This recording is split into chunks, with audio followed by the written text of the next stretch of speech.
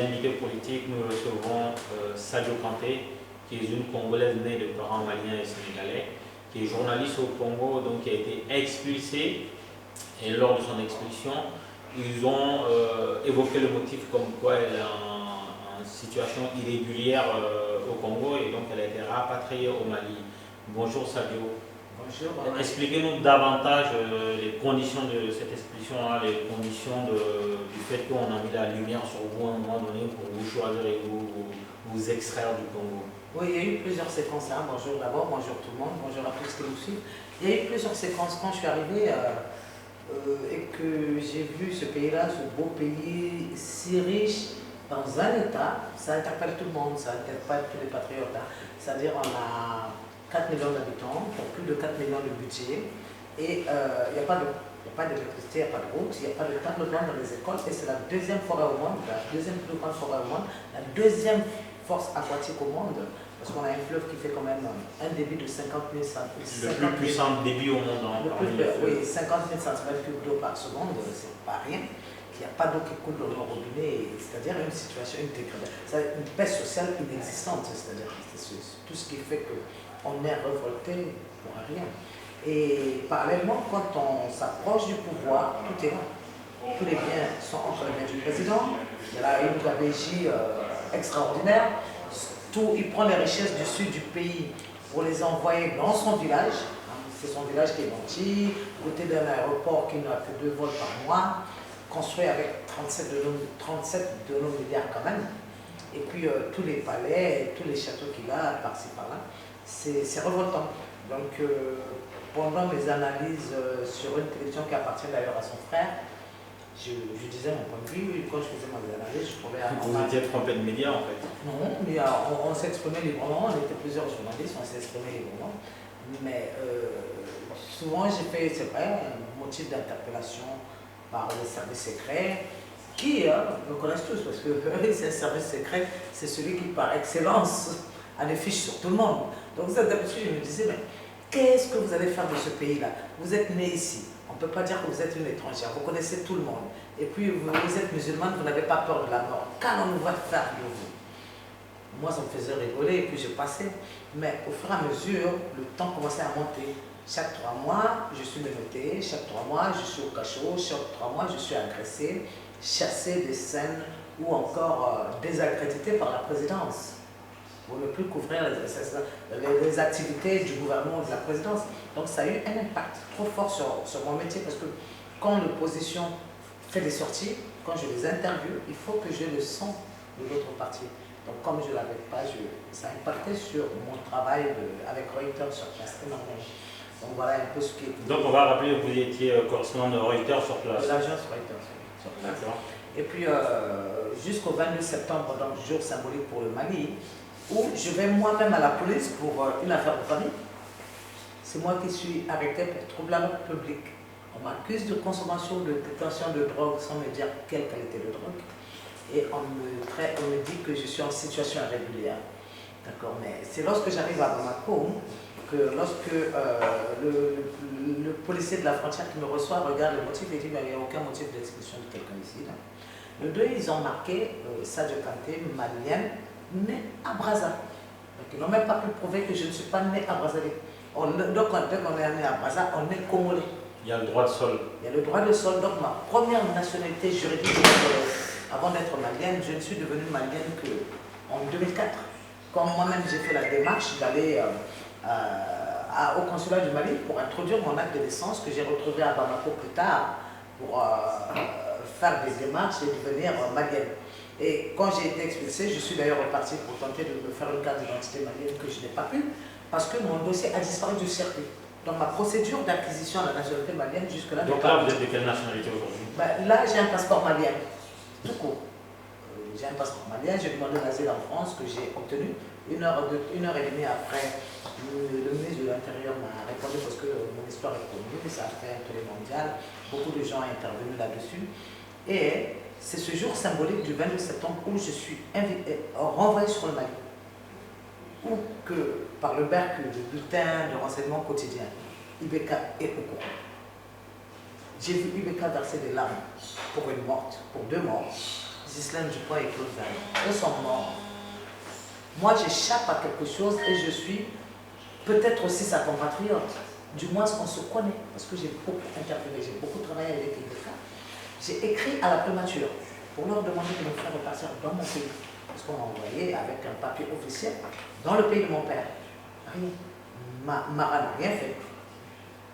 Là, c'était à l'époque où il était Premier ministre. Il y avait Mara, jusqu'à ce que Mara... Il sera là le 26, juillet. Jusqu'à ce que Mara soit parti, j'ai refait le dossier au nouveau Premier ministre et au président. Jusqu'à ce que j'ai quitté le Mali, les Américains m'ont appelé pour aller m'exprimer sur mon cas au Inde et au Congrès américain. De là-bas, je suis revenu ici. Donc je ne comprends pas. Je sais que Sassou a beaucoup invité IBK. Il a même participé à nous prêter de l'argent, je ne sais pas si c'était pour sa campagne ou pour aider le Mali. En tout cas, il y a 50 milliards qui ont quitté les caisses du Congo pour aller dans le circuit IBK au Malien. C'est un scoop. Est-ce que ce sont ces 50 milliards-là qui ont fait que IBK a fermé les yeux sur mon cas? Est-ce que justement votre cas, c'est-à-dire que les flux de Congolais d'origine malienne, vous êtes la seule dans ce cas où il y a eu d'autres personnes expulsées? Non, non, non. Dans mon siège, il y a eu quelqu'un d'autre. Au-delà du métier, est-ce que d'autres Maliens au Congo... Ah non, non, non. Ah, non, non, non. Ça, je vais vous le dire. IBK est venu en 2013, pendant la campagne électorale, au Mali. Quand nous, Congolais du Mali, avons posé nos problèmes, IBK d'abord a passé toute la journée à attendre que Sassou l'appelle pour aller en Pila avant de nous rencontrer. Il est venu nous rencontrer très rapidement en nous disant que nous sommes à l'origine de nos problèmes. Tout ce que nous vivons là-bas, c'est tout ce qu'il a pu dire. Et quand c'était la même chose, le 14 août de 2014, Mara et Karim Keita sont arrivés à Brazza pour aller célébrer l'anniversaire de l'indépendance du Congo. Nous, Maliens du Congo et Congolais du Mali, je ne sais pas comment nous qualifier, avons encore mis sur la table nos problèmes. Et là, c'était, quand Mara arrivait surtout, c'était l'époque où, par délit de faciès, on nous arrêtait. Et c'est exactement ce que j'ai dit à Mara. On nous arrêtait. C'est-à-dire, c'est pour des questions qui sont régularisables, hein, avec 100 et quelques mille francs, on peut nous régulariser et tout ça. Mais on va paquer les Maliens dans des cachots.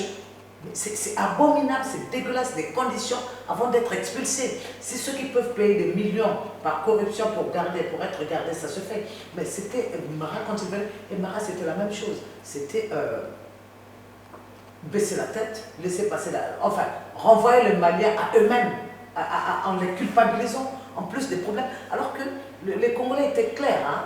Ils disent que les Maliens au Congo, ils rapportent tellement économiquement au pays qu'ils n'allaient pas oser les toucher. Mais qu'est-ce qui est arrivé? Pourquoi on ose les toucher maintenant?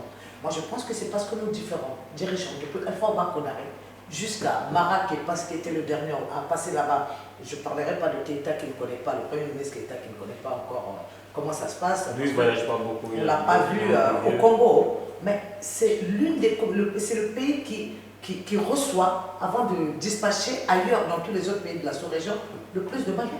En connaissance de cause, mon père est l'un des responsables. Il est l'un des plus âgés des Congolais. Aucun responsable du pays ne vient d'abord au Congo sans venir chez mon père. Aucun.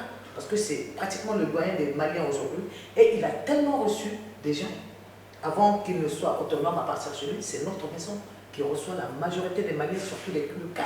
Donc aujourd'hui, dans votre situation, vous dites que vous étiez au Mali, qu'est-ce que vous demandez concrètement aux politiques maliens, au président? Non, je leur dis que j'ai honte d'eux. J'ai honte. Au-delà de moi, tous les Maliens qui souffrent à travers le monde, avez-vous déjà entendu un responsable malien élever la voix pour défendre les Maliens? Non. Non.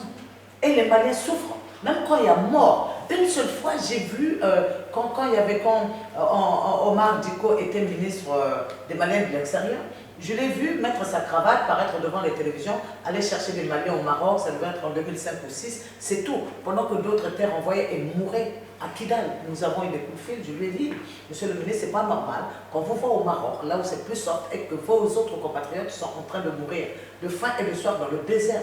Il me dit tout simplement qu'ils n'ont pas de budget pour gérer cela. Donc la vie d'un Malien... Aujourd'hui, quel est votre combat par rapport au Congo, le pays dont vous revendiquez, le pays où vous voulez repartir pour faire votre métier de journaliste? Et ma vie. Voilà, et votre vie. Quel est votre combat aujourd'hui? Parce que vous l'avez dit hein, au tout début du débat que vous êtes aujourd'hui en situation de réfugié ici en France. Et qu'est-ce que vous aurez aimé faire avec le Congo aujourd'hui? Non, avec le Congo, d'abord, depuis que je suis au pays, mon point de vue par rapport au système négatif, hein, parce que ça soit quand même donné énormément de pouvoir négatif à ces sbires qui ne connaissent que l'oppression, qui ne savent que réduire les droits, qui ne respectent aucun droit, qui minimisent. C'est-à-dire que c'est affreux de voir comment les Congolais sont maintenus par le système de Sassou. Et donc, depuis que au Mali, j'ai continué ma pression et je me rends compte de plus en plus que beaucoup de Congolais, la majorité des Congolais qui souffrent, qui sont opprimés, comptent énormément sur moi.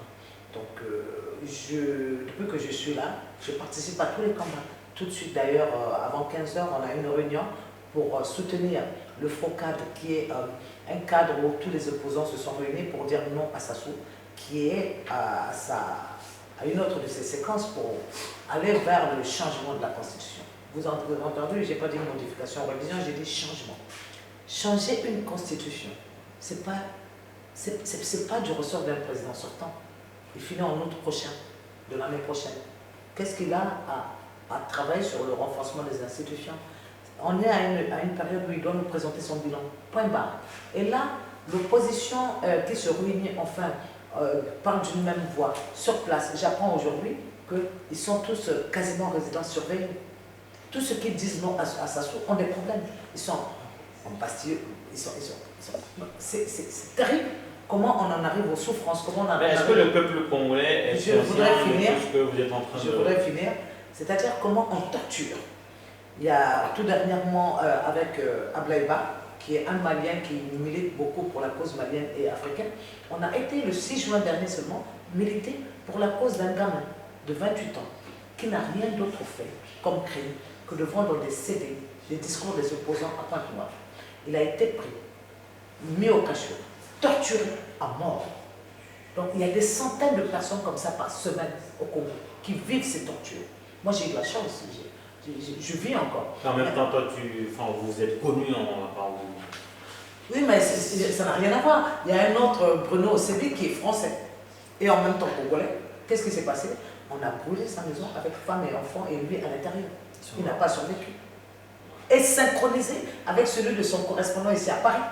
Heureusement que celui-là n'était pas dans sa maison. L'appartement ici à Paris et la maison à Brazza brûlaient au même moment. Vous voyez un peu comment le cynisme travaille bien. faire. Mais Donc, moi, la question que je me pose, est-ce que le peuple congolais dans son ensemble vous suit? Parce que votre combat, il est noble, mais s'il n'y a pas une adhésion populaire, à un moment donné, ça... Oui, mais c'est-à-dire, moi, c'est ce que je comprends pas. Parce que l'image que les Congolais nous donnent aujourd'hui, c'est la sapologie, c'est le dombolo, c'est l'ambiance. Oui. Est-ce qu'ils sont prêts à se mouiller derrière vous, leader d'opinion, pour mener ce combat? Non, je ne suis pas le seul leader d'opinion, nous sommes plusieurs. Non, mais c'est pour ça que je dis, est-ce qu'ils sont prêts? On mène beaucoup d'actions. Aujourd'hui, d'ailleurs, on va en mener pour passer aux actions concrètes. Parce que plus ça se va passer d'un cran, nous, on augmentera la pression. Bon, les compatriotes sur place, ils évoquent le traumatisme de la guerre de 97 et s'en est suivi que chaque manifestation qu'il y a eu après, le directeur général de la police venait disperser les gens avec ses obus. Montrer, c'est-à-dire la dissuasion, l'intimidation, et même hier, avant-hier, Sassou a fait sillonner, le jour où on lisait les conclusions de son dialogue qui va aboutir certainement au changement de la Constitution, il a fait sillonner la ville par des chars, des dizaines de chars incroyables. Hier, il allait au plan Tigre et il fait sillonner la ville d'un hélico qui vole à basse altitude, comme au jour où on capturait le colonel Turou. Il y a eu, vous avez certainement eu écho, qu'il y a un colonel qui a été capturé, mais avec toute l'armada militaire nécessaire. Tout un arsenal de guerre. Tout un arsenal de guerre, ce qui a duré quelques heures avant qu'il tombe. Donc ça donne cette ambiance-là. Sassou est habitué à traumatiser son peuple. Donc c'est des gens qui pensent que dès que tu viens, c'est-à-dire il y a la pression. Moi aujourd'hui si j'ose parler, c'est pourquoi? C'est parce que la vingtaine d'enfants que nous sommes, qui sont nés au Congo, on s'est dispersé, tout le monde a grandi. Mon père a 85 ans, ma mère a 79 ans. Je pense qu'ils n'auront pas de bousculer pour moi et qu'ils resteront tranquilles. Le seul frère qui me reste à Brazza est aussi américain. Donc ils savent que s'ils vont le toucher, ils touchent à l'Amérique également. C'est pour ça que j'ose parler. Sinon, la pression est telle que c'est la famille qui te demande après de ne pas faire. Parce qu'ils subissent, ils vont subir jusqu'à dans leur métier, c'est couper la source de financement qui tient la famille en vie. Donc ça, voilà pourquoi j'invite nos compatriotes à se dire aujourd'hui qu'avec la CPI, Sassou ne pourra plus tuer. Ses actions vont se limiter aux intimidations, mais il ne tirera pas. Que les gens osent sortir. Le pays est aux Congolais, ce n'est pas à Sassou. Le pays n'appartient pas à Sassou. Donc que les Congolais osent, qu'ils osent sortir, qu'ils osent dire ce qu'ils ont à dire et qu'ils osent dire tout le mal que Sassou nous a fait depuis 35 ans. Ce qu'il n'a pas pu faire en 35 ans, je ne pense pas qu'il va le faire dans les 5 prochaines années, vu qu'il réduit l'âge, le temps d'un mandat à 5 ans pour tenter de se représenter. Et là, nous sommes clairs, il n'y aura plus de Sassou après 2016. Merci Sadio Kanté, je rappelle que vous êtes journaliste congolaise née de parents maliens et sénégalais. Vous avez été expulsé au Mali pour des motifs farfelus. Aujourd'hui, vous êtes réfugié politique en France et vous vous exprimez sur la situation du Congo. Vous continuez votre combat. On vous remercie, on espère que votre situation va s'améliorer et que vous pourrez prendre le cours normal de votre vie. On soutient aussi le peuple congolais. Merci de nous avoir suivis et à dimanche prochain.